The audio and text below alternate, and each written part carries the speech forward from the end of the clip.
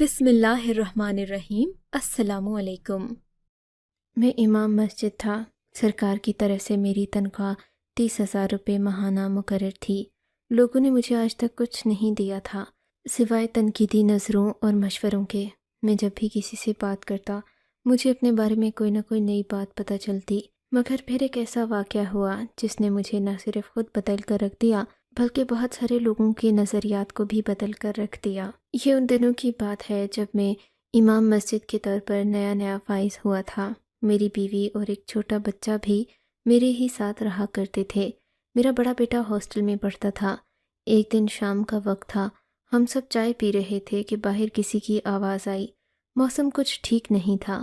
میں خود کمرے سے باہر گیا، دیکھا تو مسجد کے دروازے پر ایک عورت کھڑی تھی۔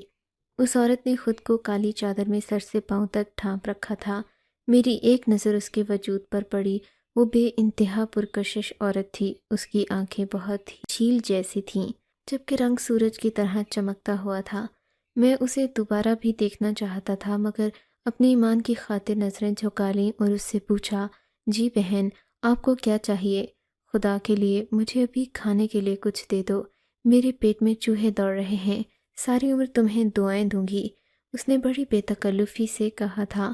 عام خاندانی عورتیں اس لہجے میں بات نہیں کرتیں، لیکن اس عورت کا لہجہ بہت بے باک اور آواز بہت صاف، سریلی اور مترنم تھی۔ میں واپس پلٹا کہ کہیں اس عورت کے ساتھ بے تکلفانہ بات چیت نہ کر لوں۔ اندر کمرے میں آ کر میں نے اپنی بیوی سے کہا کہ باہر ایک فقیر کھڑا ہے، وہ ضرورت مند ہے، اسے کھانے کے لیے کچھ چاہیے۔ اچھی طرح جانتی ہوں کہ وہ عورت ہے، پر مجھے آپ پر یقین ہے، یہ روٹی آپ اسے دے دیجئے۔ میری بیگم زاہدہ نے مسکراتے ہوئے کہا۔ میں گھبراتے ہوئے باہر گیا۔ وہ روٹی اسے تھما دی۔ اس نے ہی دل لگانے والے انداز میں مجھے شکریہ کہا۔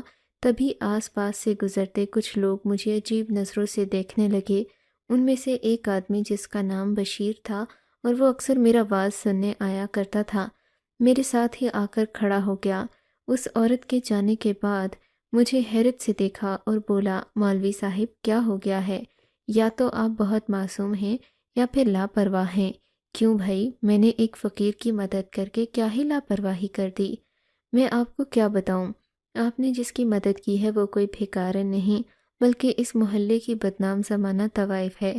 اس نے جوانی میں اپنے باپ کا گھر چھوڑا تھا، کسی عاشق کے ساتھ بھاگ کر آئی تھی۔ وہ عاشق اسے کوٹھے پر بیچ کر چلا گیا اور بس تب سے وہ یہیں پر بیٹھی رہتی ہے۔ میں تو کہتا ہوں کہ آپ ایسے لوگوں سے دور رہا کریں۔ میں نے اس آدمی کو حیرت سے دیکھا۔ میں تو دور ہی ہوں بشیر صاحب، حیرت کی بات ہے کہ آپ اسے پہچانتے ہیں، آپ کو اس کی جوانی کے قصے بھی یاد ہیں۔ بشیر میری بات سن کر بھڑک اٹھا۔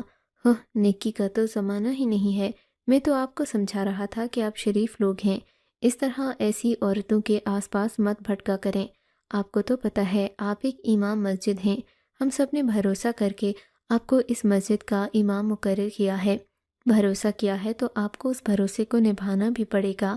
آپ نے اس عورت کی مدد کر کے اچھا نہیں کیا، یہ مدد کے قابل نہیں ہے، ایک طوائف ہے، آپ کو یہ بات سمجھنی چاہیے، آپ پر پورے معاشرے کی ذمہ داری ہے۔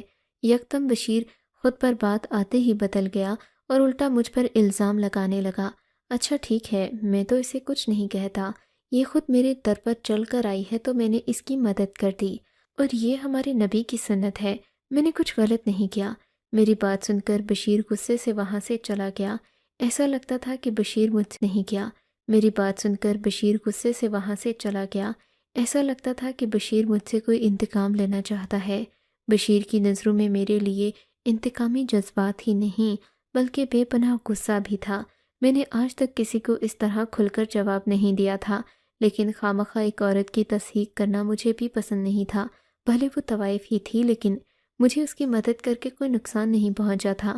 میں اندر اپنے کمرے میں آ گیا۔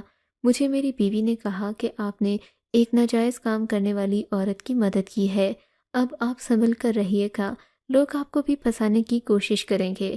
بشیر آپ کو سمجھا رہا تھا، آپ نے الٹا اس پر ہی بات کر دی۔ مجھے لگتا ہے کہ اب وہ آپ سے بدلہ لے گا۔ بیگم کی بات سن کر مجھے ذرا بھی ڈر نہیں لگا، نہ ہی مجھے فکر ہوئی، کیونکہ میں جانتا تھا کہ بشیر جو بھی کر لے مجھے تب تک نقصان نہیں پہنچا سکتا جب تک میرے رب نے نہیں چاہا۔ لیکن رفتہ رفتہ یہ بات سارے محلے میں پھیل گئی، دروازے پر آ کر کھڑی ہو جاتی اور مدد مانگتی۔ اب مجھے یہ بات کھٹکنے لگی تھی، کیونکہ وہ کبھی بھی اس طرح بنا اجازت کے میرے گھر کے باہر نہیں آیا کرتی تھی، لیکن آج کل اس کے چکر کچھ زیادہ ہی لگنے لگے تھے۔ مجھے میری بیوی نے کہا کہ ہو سکتا ہے کہ وہ آپ کو جان بوجھ کر پھنسانے کے چکر میں ہوں۔ ایسی عورتیں نیک شریف مردوں پر ڈورے ڈالتی ہیں تاکہ ان کی شہرت اور ان کی عزت کو بھی خراب کر سکیں۔ میں نے اپنی بیوی کی بات کان پر دھری تھی، کیونکہ میں کسی بھی صورت اپنی بدنامی نہیں چاہتا تھا۔ سو میں نے اس نیلم نامی عورت سے صاف صاف بات کی۔ میں نے کہا، دیکھو بیوی، تمہیں صرف اور صرف روٹی سے غرض ہے۔ اس نے ہاں میں سر ہلایا۔ تو وہ تمہیں آئندہ یہیں سے مل جایا کرے گی، تم اس جگہ سے آ کر لے لینا۔ میں نے اسے مسجد کے ساتھ ہی بنی ایک خفیہ جگہ دکھائی، جہاں پر ہم کھانا کھڑکی کے اندر سے رکھ دیتے اور وہ باہر سے اٹھا کر لے جاتی۔ اس دن کے بعد سے نیلم نے مجھ سے کوئی بات نہیں کی۔ نیلم جب بھی آتی ہمیں پتہ چل جاتا تھا، کیونکہ وہ اللہ تعالیٰ کی قسمیں کھا کر ہمیں دعائیں دیتی۔ ایک دن میری بیوی کہنے لگی، سنیے، اگر یہ عورت طوائف ہے، اس کے گاہک بھی ہوں گے۔ میں نے تو سنا ہے کہ طوائفیں ایک دن کا 5,000 روپے کماتی ہیں، پھر یہ کیسی طوائف ہے؟ اس کے پاس تو کھانے کے پیسے بھی نہیں ہوتے، یہ روز ہم سے آ کر کھانا مانگتی ہے۔ بیوی کی بات سن کر مجھے بھی احساس ہوا کہ شاید وہ صحیح کہہ رہی ہے۔ ہو سکتا ہے کہ نیلم بی بی جان بوجھ کر مجھ سے باتیں کرنے آتی ہو تاکہ مجھے محلے میں بدنام کر سکے، لیکن وہ ایسا کرے گی کیوں؟ میں نے اس کا کیا بگاڑا تھا جو وہ کوئی بھی ایسی بات کرتی جو مجھے نقصان پہنچاتی؟ میں تو ہمیشہ اس کی مدد کرتا آیا تھا۔ خیر، اب تو میں دروازے پر بھی نہیں جاتا تھا۔ میں نے اپنی بیوی سے کہا کہ وہ مطمئن رہے اور کبھی بھی نیلم بی بی کے سامنے نہ آئے۔ خدا نخواستہ اسے واقعی میں پیسوں کی کھانے کی ضرورت ہو، ہم اسے دھتکار دیں تو بھی اچھی بات نہیں، اور اس کے ساتھ زیادہ تعلقات بڑھائیں گے تو بھی مسئلہ ہے۔ ہم دونوں ایسے ہی تھے۔ ایک دن میری بیوی کو اپنے میکے جانا پڑا۔ اس دن موسم کچھ خراب سا تھا، بارش ہو رہی تھی، اور اس کے جانے کے بعد بارش زیادہ تیز ہو گئی۔ بیوی کے میکے سے فون آیا تھا کہ اس کی ماں کی طبیعت خراب ہے، اسی وجہ سے اسے جانا پڑا تھا۔ میں اگرچہ اداس بھی تھا، کیونکہ میرے چھوٹے بچے کو سنبھالنے والا پیچھے اور کوئی بھی نہیں تھا، لیکن تقریباً 15 منٹ ہی گزرے ہوں گے کہ گھر کے دروازے پر دستک ہونے لگی۔ میں سمجھا کہ شاید میری بیوی گھر میں کوئی چیز بھول گئی ہے، اسی لیے واپس آئی ہے، لیکن جیسے ہی میں دروازے تک گیا، میں نے دیکھا وہاں نیلم بی بی کھڑی تھی۔ میں اسے باہر کھڑا دیکھ کر بہت سخت پریشان ہوا۔ میں نے سوچا کہ آج میں اسے ہرگز دروازہ نہیں کھولوں گا۔ ہو سکتا ہے کہ یہ کسی بری نیت سے آئی ہو، خواہ مجھے پھنسا دے گی۔ اب تو بشیر بھی میرے مخالف ہو گیا تھا، کیونکہ میں نے ہی اسے سوال کیا تھا کہ تمہیں نیلم بی بی کے پیشے کے بارے میں کیسے پتہ؟ اسے یہ بات اپنے کردار پر کسی کوڑے کی طرح لگی تھی، اسی وجہ سے وہ مجھ سے بدگمان ہو گیا تھا۔ اب مجھے اس کا ڈر الگ تھا۔ میں نے نیلم بی بی کو دروازہ نہیں کھولا اور اپنے کام میں مگن ہو گیا، مگر تیز بارش تھی اور نیلم بی بی کی دستک کی آواز بڑھتی ہی جا رہی تھی۔ اس نے دروازے کو زور زور سے پیٹنا شروع کر دیا۔ میں نے دل میں سوچا کہ اگر میں نے دروازہ نہیں کھولا، ہو سکتا ہے کہ لوگ زیادہ تماشا بنائیں۔ لوگ تو یہی کہیں گے کہ میں نے نیلم بی بی کو گھر کا دروازہ نہیں کھولا، پتہ نہیں وہ پہلے بھی آتی رہی ہے، اس طرح کی باتیں کریں گے۔ میرا دل بے چین ہو گیا تھا۔ دروازہ نہ بھی کھولتا تو محلے کے لوگ اس بات کو ضرور محسوس کرتے کہ نیلم میرے گھر کا دروازہ ہی کیوں بجا رہی تھی، آخر وہ کسی اور گھر میں کیوں نہیں گئی۔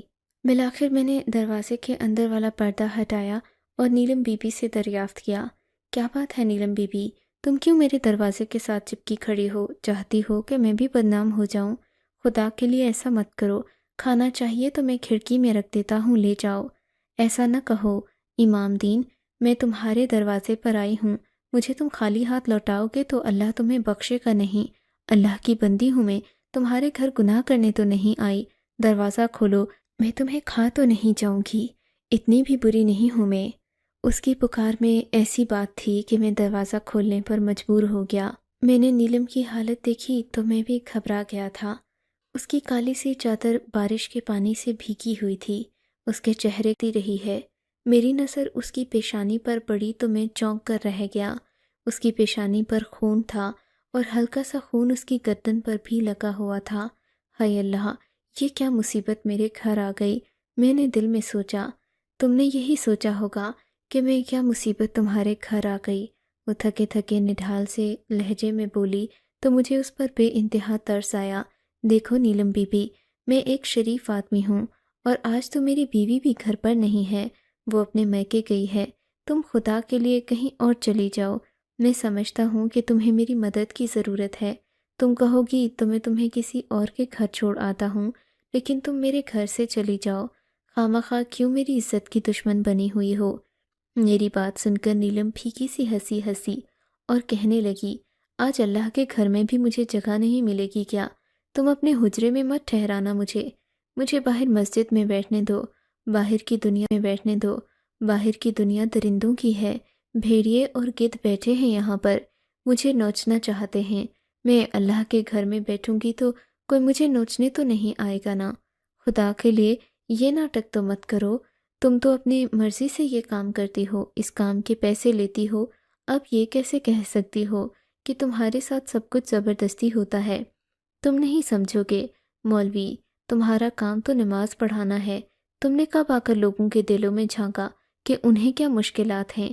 بارش مزید تیز ہو رہی تھی، مجھے ڈر تھا کہ کہیں مسجد میں کوئی نہ آ جائے، پھر اگر کسی نے مجھے نیلم بی بی کے ساتھ اکیلے بیٹھے دیکھ لیا تو میری عزت تو خاک میں ہی مل جائے گی۔ ادھر میرا بچہ بھی رونے لگا۔ نیلم بی بی دروازے میں ہی کھڑی تھی۔ میں اپنے بچے کو فیڈر بنا کر دینے کے لیے اندر کمرے میں آیا۔ میری نظر پیچھے پڑی، میں نے دیکھا کہ نیلم بی بی وہاں کھڑی تھی۔ میں نے اپنا سر پیٹ لیا۔ نیلم بی بی وہاں کھڑی تھی، میں نے اپنا سر پیٹ لیا۔ نیلم بی بی، تم کیوں مجھے مروانے پر تلی ہو؟ کیوں اندر آ گئی ہو؟ خدا کے لیے چلی جاؤ۔ اس سے پہلے کہ میں کچھ اور کہتا، نیلم بی بی سامنے بستر پر بیٹھ گئی۔ میرا اسے دیکھ کر خون سوکھنے لگا۔ میں نے جلدی سے حجرے کا دروازہ بند کر دیا۔ کسی نے تمہیں اندر آتے دیکھا تو نہیں؟ اس نے نفی میں سر ہلا دیا۔ نہیں دیکھا مولوی۔ تم کیوں پریشان ہو رہے ہو؟ مجھے تو لگتا ہے کہ تم اللہ سے زیادہ لوگوں سے ڈرتے ہو۔ یہ کہہ کر نیلم نے پاس پڑا پانی کا گلاس اٹھایا اور پانی پینے لگی۔ پانی پیتے پیتے ہی اسے سخت کھانسی آ گئی۔ نیلم کھانسنے لگی۔ میرا بچہ الگ رو رہا تھا۔ میں نے نیلم کے کھانسنے کی پرواہ نہیں کی، بچے کو فیڈر بنا کر اس کے منہ میں ڈال دیا۔ دیکھا تو نیلم کی حالت سخت بگڑ رہی تھی۔ کیا ہوا ہے تمہیں؟ میں نے اس سے پوچھنے کی کوشش کی۔ لگتا موت تمہارے حجرے میں ہی لکھی تھی۔ نیلم یہ کہہ کر ایک طرف کو ڈھلک گئی۔ میں نے دیکھا اس کا چہرہ سفید پڑ رہا تھا، اس کی آنکھیں کھلی ہوئی تھیں۔ میں اسے دیکھتا ہی رہ گیا۔ اس کی آنکھوں میں ایسا غم اور اداسی تھی کہ میری آنکھیں بھی نم ہو گئیں۔ میں نے دیکھا نیلم کی حالت خراب تر ہوتی جا رہی تھی۔ باہر جا کر لوگوں کو بلاتا، ڈاکٹر کو بلاتا، کیا کرتا؟ میں ہر طرف سے گھرا جا چکا تھا۔ میں نے نیلم کو ہٹانے کی بھی کوشش نہیں کی۔ اگر میں اسے اٹھاتا یا پکڑ کر باہر لے کر جاتا تو بھی 100 باتیں بنتیں۔ میں نے ڈرتے ڈرتے اس کی نبض پر ہاتھ رکھا تو اس کا ہاتھ ٹھنڈا پڑ چکا تھا۔ نبض نے حرکت کرنا بند کر دی تھی۔ نیلم کی موت واقع ہو چکی تھی۔ میں پھٹی پھٹی آنکھوں سے اسے دیکھنے لگا۔ ایک جوان بھاری بھرکم عورت کو اپنے گھر سے اٹھا کر باہر بھی کیسے لے کر جاتا جبکہ اس کی جان نکل چکی تھی؟ سوچیں گے میرے بارے میں، اللہ تو ہی میری عزت رکھنے والا ہے۔ میں دل ہی دل میں گڑ گڑا کر اللہ سے دعائیں مانگنے لگا۔ اتنے میں مسجد میں اذان کا وقت ہو گیا۔ لوگوں نے مسجد میں آنا شروع کر دیا۔ 2-4 لوگ تو میرے حجرے کی طرف بھی آ گئے۔ ایک نے دروازے پر دستک دے کر پوچھا، مولوی صاحب خیریت تو ہے؟ آج آپ اذان دینے باہر نہیں آئے، سب کچھ ٹھیک تو ہے نا؟ میں انہیں کیا بتاتا کہ مجھ سے کیا غلطی سرزد ہو گئی، میں نیلم بی بی کو اندر کیا لے آیا، میرے لیے تو زندگی عذاب بن گئی۔ میں نے ڈرتے ڈرتے حجرے کا دروازہ کھولا، دیکھ کر میری جان ہی نکل گئی۔ سامنے تو بشیر کھڑا تھا۔ یا خدایا، بشیر تو میرا پرانا دشمن تھا۔ اس نے تو مجھے پہلے دن ہی نیلم بی بی کو روٹی دینے سے منع کیا تھا۔ آج جب کہ وہ دروازے پر کھڑا ہے اور نیلم کا لاشا اندر پڑا ہے، میں اسے کیا جواب دوں گا؟ میرا دل کانپنے لگا۔ بشیر کی نظر خود ہی کالی چادر والی نیلم پر پڑ گئی۔ یہ وہی ہے نا، میں نے کیا کہا تھا مولوی صاحب کہ ایک دن آپ بھی اس کے چنگل میں پھنس جائیں گے۔ بالآخر وہی ہوا جس کا مجھے ڈر تھا۔ یہ عورت ہی ایسی ہے۔ بکواس بند کرو، تم لوگ کتنے سنگ دل اور بے حس ہو۔ کیوں، اب تمہیں بھی اس سے عشق ہو گیا ہے؟ بشیر ہنسنے لگا۔ مجھے اس سے کیا عشق ہونا ہے، میں تو اسے اپنی بہن سمجھتا ہوں۔ تمہاری بہن ایسی ہو خدا نہ کرے، بشیر نے مجھے دھتکارتے ہوئے کہا تھا۔ اتنے میں 5-6 لوگ اور میرے حجرے پر جمع ہو گئے۔ کیا بات ہے بشیر، کیوں مولوی صاحب کو تنگ کر رہے ہو؟ میں تنگ کر رہا ہوں؟ مولوی صاحب کو تنگ کرنے کے لیے تو کوئی اور آیا ہے۔ بشیر ہونٹوں پر زبان پھیرتے ہوئے بولا۔ مجھے اس کی یہ حرکت بہت بری لگی، لیکن میں ضبط کر گیا، خاموشی سے کھڑا رہا۔ میں نے ان لوگوں سے کہا کہ مجھے مسجد میں ایک ضروری اعلان کرنا ہے۔ بشیر بھی اپنی جگہ پر کھڑا ہی رہ گیا۔ میں نے جا کر نیلم طوائف کی موت کی خبر اعلان کی صورت میں بیان کر دی۔ بشیر تو پھٹی پھٹی آنکھوں سے مجھے دیکھتا ہی رہ گیا۔ سب لوگوں کو پتہ چل چکا تھا کہ نیلم طوائف اس دنیا سے جا چکی ہے۔ بشیر کو کچھ خاص دلچسپی تھی۔ مولوی، وہ تمہارے گھر میں مر گئی، تمہارے سامنے، ضرور تم نے ہی کچھ کیا ہوگا۔ میں تو اس کی باتوں پر حیران تھا۔ میں نے نظر انداز کیا اور لوگوں سے کہا کہ نیلم کے کفن دفن کا انتظام کیا جائے۔ بشیر کے چہرے پر عجیب سی کیفیت تھی، جیسے اس کا انتقام پورا ہو گیا ہو، لیکن نیلم کو موت کے منہ میں پہنچا کر اس کا کون سا انتقام پورا ہونا تھا؟ وہ پھٹی پھٹی آنکھوں سے دیکھ رہا تھا سب کچھ۔ اب سب لوگ اکٹھے ہو گئے تھے، لیکن کوئی بھی نہیں مان رہا تھا کہ نیلم کا جنازہ پڑھایا جائے۔ نیلم ایک ایسی عورت تھی جسے صرف اس کے گناہوں کی وجہ سے جانا جاتا تھا۔ سب لوگوں نے مجھے منع کر دیا کہ ہم اس کا جنازہ نہیں پڑھیں گے۔ ویسے بھی ابھی بارش ہو رہی ہے۔ کچھ لوگوں نے بارش کا بہانہ کر دیا، لیکن میرے کچھ طالب علم تھے جو میری ہر بات پر آنکھ بند کر کے یقین کرتے تھے۔ میں نے سوچا کہ میں انہیں بلا لیتا ہوں، وہ کبھی بھی مجھ سے سوال نہیں کریں گے کہ میں کس کا جنازہ اور کیوں پڑھا رہا ہوں۔ میں نے اپنی بیوی کو بھی اپنے میکے میں اطلاع کر دی۔ وہ بھی آنا چاہتی تھی، لیکن اس کی اماں کی طبیعت خراب تھی۔ اس نے کہا کہ وہ رات تک آئے گی۔ میں جانتا تھا کہ اس سارے معاملے میں میری بیوی کے علاوہ کوئی میرا ساتھ نہیں دے گا۔ اصل معاملہ حل ہونا تو باقی تھا۔ میری بیوی کے دل میں نہ جانے کیوں نیلم کے لیے ایک دم سے نرمی آ گئی تھی۔ کہنے لگی، مجھے بھی آپ کو نیلم کے بارے میں کچھ بتانا ہے۔ میں رات تک آ جاؤں گی، آپ کچھ بچوں کی مدد سے اسے دفنا دیں۔ وہ گنہگار نہیں ہے جتنا ان لوگوں نے اسے بنا دیا ہے۔ آپ اسے دفنائیں اور کسی کی پرواہ نہ کریں۔ بیوی کے الفاظ سے مجھے ایک نئی ہمت اور ایک نیا حوصلہ ملا تھا۔ میں نے نیلم کے کفن دفن کا انتظام اپنی جماعت کی ایک خاتون کو کہہ کر کروا دیا تھا۔ ان لوگوں نے کفن بھی خریدا۔ پھر میں نے مدرسے کے کچھ بچوں کو بلایا اور انہیں بلا کر کہا کہ ہم نیلم بی بی کا نماز جنازہ پڑھیں گے۔ انہوں نے کوئی اعتراض نہیں کیا، شاید اسی لیے کہ وہ محلے کی ان گندی خبروں سے واقف ہی نہیں تھے، نہ ہی انہیں نیلم کے پیشے کے بارے میں پتہ تھا۔ نیلم کو غسل دیا جا چکا تھا، ہم لوگوں نے اس کی نماز جنازہ پڑھی۔ قبر بھی کھودی جا چکی تھی۔ نیلم کو قبر میں دفنایا تو معلوم ہوا کہ نیلم کے تو 5 بچے بھی تھے، یعنی کہ وہ اکیلی عورت نہیں تھی بلکہ ایک بیوہ تھی جسے اپنے 5 بچوں کا پیٹ بھی پالنا تھا۔ اس کے بچے بری طرح رو رہے تھے، اماں اماں کہہ کر اس کی قبر سے لپٹے جاتے تھے۔ وہ تو اس کے بچوں کو ہٹایا اور نیلم کے جسد خاکی کو قبر میں ڈال دیا۔ اس کے بچے قبر کے باہر ہی بیٹھے رہ گئے۔ میرا دل نہیں مانتا تھا کہ میں انہیں کچھ کہوں، کہتا بھی کیسے؟ وہ اس قدر رو رہے تھے، دھاڑے مار مار کر، چیخ چیخ کر، کہ میرا اپنا دل خراب ہو گیا۔ بارش رک گئی تھی، اب موسم تھوڑا بہتر ہو گیا تھا۔ مجھے ان لوگوں نے یہی مشورہ دیا کہ ان بچوں کو ان کے حال پر چھوڑ دوں، یہ نہیں جانے والے یہاں سے۔ ان کی ماں مر گئی ہے، باپ بھی نہیں تھا، اور زندگی میں اور کوئی رشتہ دار ان سے کبھی نہیں ملا، اسی لیے بیچارے اپنی ماں کی وجہ سے پریشان ہیں، بہت زیادہ رو رہے ہیں۔ 5 بچے تھے۔ میں نے سوچا میں ان کی خبر آ کر بعد میں لوں گا۔ گھر گیا تو میری بیوی نے ٹیلی فون کیا، کہنے لگی کہ میں 1-2 گھنٹے میں آ رہی ہوں، بس آپ تیار رہیے، ہم نیلم کی قبر پر جائیں گے۔ میں آپ کو اس کے بارے میں کچھ بتانا چاہتی ہوں۔ میری بیوی 2 گھنٹے کے بعد گھر میں موجود تھی۔ اس نے بھی نیلم کی موت کا کافی افسوس کیا کہنے لگی کہ مجھے اگر اس کے بارے میں پتہ ہوتا تو میں کبھی بھی ایسی بات نہ کرتی جو میں نے آپ سے پہلے کی تھی۔ تمہیں کیسے پتا آج نیلم کے بارے میں؟ تم اتنا نرم گوشہ کیسے رکھتی ہو دل میں؟ کیا کسی نے کچھ بتایا ہے تمہیں؟ ہاں، لیکن وعدہ کریں کہ آپ اس بنیاد پر مجھے برا نہیں سمجھیں گے اور نہ ہی میرے خاندان والوں کو۔ نہیں سمجھوں گا، میں تو خود اس کا خیر خواہ تھا، میں نے اسے برا نہیں سمجھا تو اس سے تعلق رکھنے والوں کو کیوں کر برا سمجھوں گا؟ مجھے میرے بھائی نے ہی بتایا ہے کہ نیلم نے یہ سب کام مجبوری میں شروع کیا تھا۔ اس کے شوہر کی وفات کے بعد اس کے رشتہ داروں نے اس کے بچوں کو بالکل اپنے گھر آنے سے بھی منع کر دیا۔ وجہ صرف اتنی سی تھی کہ نیلم کا تعلق ایک نیچ ذات سے تھا۔